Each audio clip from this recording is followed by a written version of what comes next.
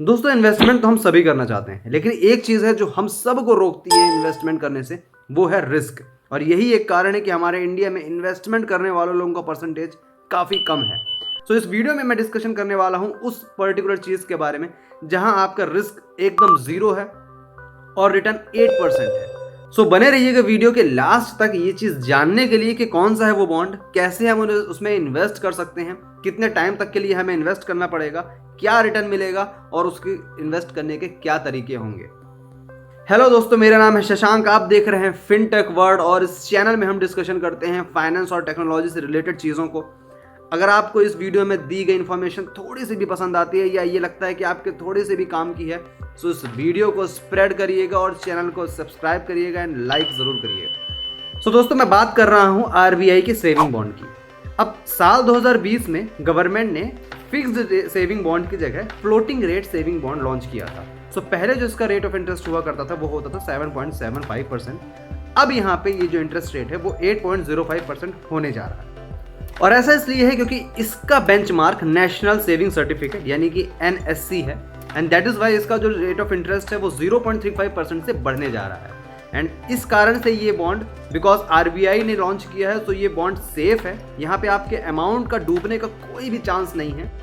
And इसी के साथ 1 जनवरी और 1 जुलाई को इसकी इंटरेस्ट रेट हर बार चेंज की जाती है।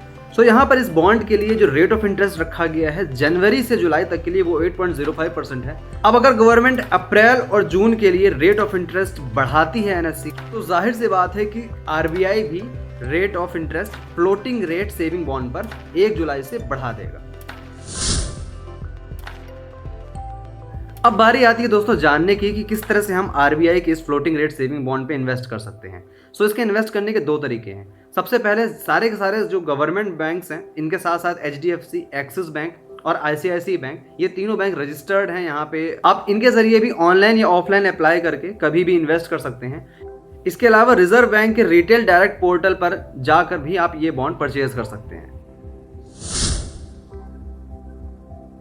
सो अब समझ लेते हैं कि हम उसमें कितना अमाउंट इन्वेस्ट कर सकते हैं। सो फर्स्ट ऑफ ऑल अपने माइंड को क्लियर कर लीजिए इन चीज़ों से कि यहाँ पे कोई लिमिट है। जी हाँ, यहाँ पे कोई लिमिट नहीं कि आप कितना इन्वेस्ट करना चाहते हैं। आप शुरू कर सकते हैं 1000 रुपये से और फिर जो भी इन्वेस्टमेंट आप करना चाहते हैं तो 1000 के मल्टीपल में ही कर सकते हैं। So there is no limit, no cap of maximum amount.